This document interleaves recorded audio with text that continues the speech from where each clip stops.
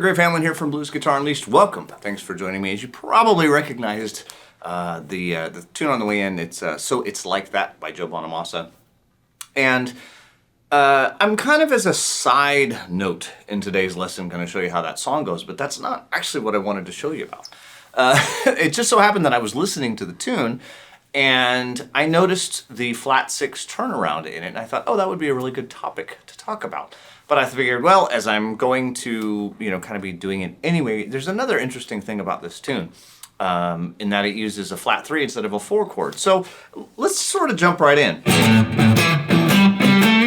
Okay, so right off the bat, we have a riff. Now, this is a very common, some people call it like a box riff. So what I'm doing is I'm going from the A at the 6th fret on the 6th string, to the 5, which is at the 7th fret of the 5th string, to the flat 7 of the chord, which is at the 5th fret of the 5th string, and then finally up to the A at the 7th fret of the 4th string. So A, E, G, A. So that's what you got to get down first. And then he does this thing. Okay, so it's 1 and 2 and 3 and 4 and now this one's weird. 1 and 2 and 3 and 4 and that's pretty awkward to play. 1, 2, 3 and 4 and 1.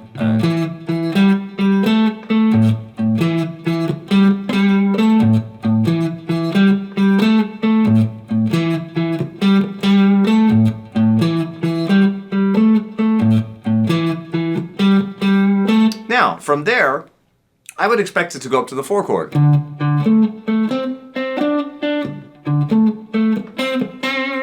But it doesn't. It goes to the C instead. In addition, he doesn't continue the riff.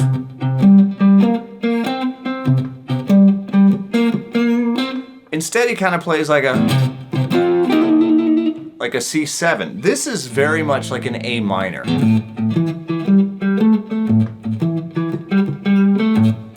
Very much has that sort of A minor sound. But here he goes to very much like a C7 instead of a D7 or a D minor.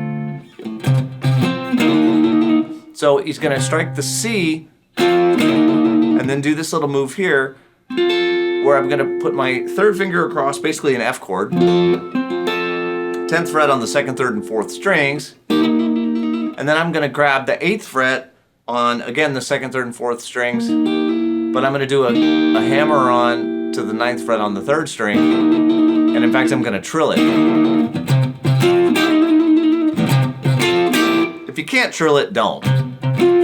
Just play the chord. And probably depending on the day, my guess is that, I've seen Joe play enough times and seen enough live recordings that I know he tends to not play things the same way every time. I applaud that. I'm all for it. But nonetheless, this is kind of what I heard. And then back to here.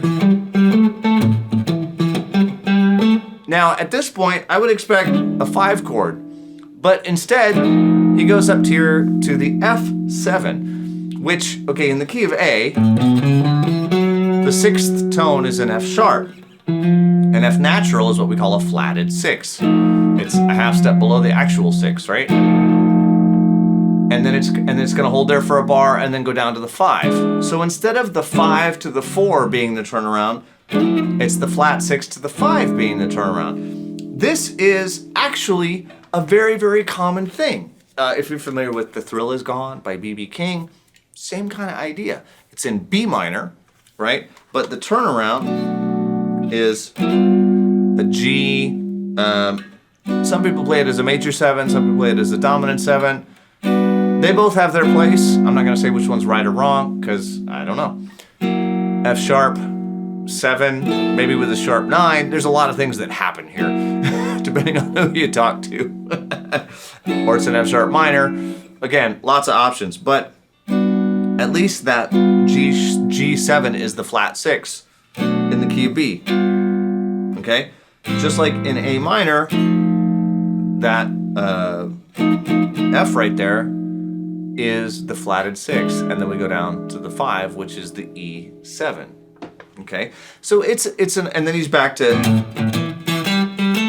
the 1. Okay? So what that means is that there's no return back to the 5 chord, you know, to start the form over again. So it's still a 12-bar form, but it's 4 bars of 1, and it's a minor. It's A minor. Then it's 2 bars of flatted 3rd, C7, instead of D7, like I would have expected, or D minor, like I would have expected. Back to the A minor for 2 bars. So now I'm at 8 bars. Bars 9 and 10, instead of being the 5 chord and the 4 chord, are this flatted 6, the F7, and the E7, the 5. And then the final 2 bars are just back to the 1 chord, instead of being 1 and 5 as you would commonly see. So there's some definite variations. All of these are perfectly legitimate. The only one that's really kind of screwy and weird is to use the C7 instead of a D something, D7 or D minor. That's a really unusual choice. In fact, I don't know of another song off the top of my head that does that. That's a pretty cool and pretty different type of variation. So if you're soloing over this, right, what are you gonna do? What Joe does, and what I would probably do given the opportunity, is a lot of A minor pentatonic over the A.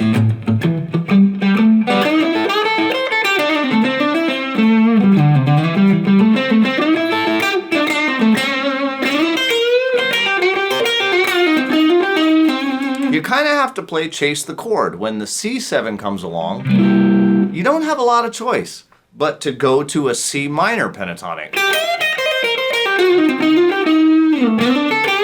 When it goes back to the A minor, you're going to go back to A minor pentatonic. Now over the flatted 7, or the flat 6, I'm sorry, you don't have to do anything special. You can continue to kind of play the A minor blues. Similar to a recent video I did actually about Alvin Lee and 10 Years After doing the Bluest Blues. That flat 6 creates a situation where you really want to grab the flat 5, the blue note, because that note, that E flat, is actually part of the F7 chord. So that's kind of a cool idea. Of course, you can always arpeggiate.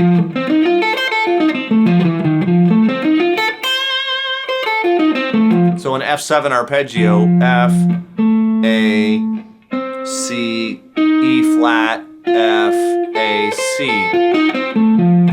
Grab the E flat down there if you want as well. Right, that's kind of a cool thing, you know, if you're playing.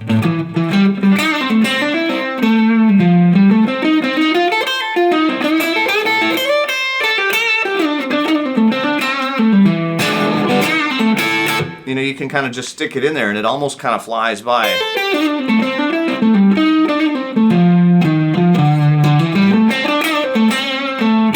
And it, you know, it just sort of sneaks in under the radar, but you gotta be quick because, you know, it's a pretty fast tempo, and to have time to sort of sneak that F7 arpeggio in there, it's a little bit tricky. I heard a recording of Joe playing that song, and I heard that arpeggio in there, and that was actually kind of what triggered me to do this lesson, because I was like, oh, that's a really, really cool idea.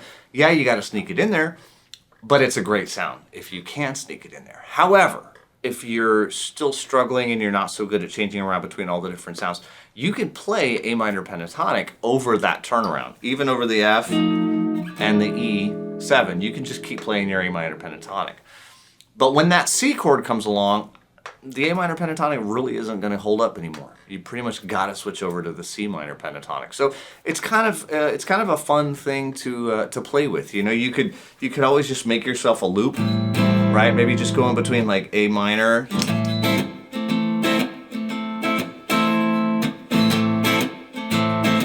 then maybe you go up to C7, and then back to A minor, right? Just like the suit. So basically you just played the first 8 bars of the tune, but instead of playing the riff, I just played the chords. And then if I play it on my looper,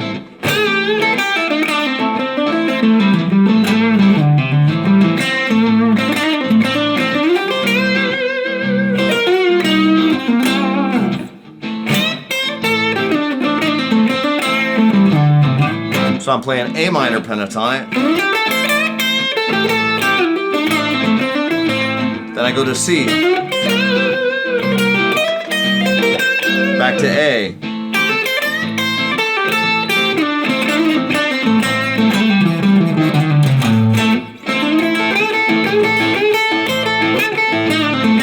Now C. A. And it doesn't, you know, it doesn't matter like which box or which pattern or anything. If all you know is box 1, then that's what you use. But it's still a cool thing to practice on. Okay, so hope you have some fun with this. It's a really fun tune. It's one that it's an older tune of his, and I hadn't heard it in a long time, and it came on the Pandora, and I was like, oh, that's a really cool tune. So hope you have some fun with that. As always, if you think you have some friends that would enjoy this video, I hope you'll share it with them. And I am Griff Hamlin from Blues Guitar Unleashed. I'll talk to you real soon. Take care.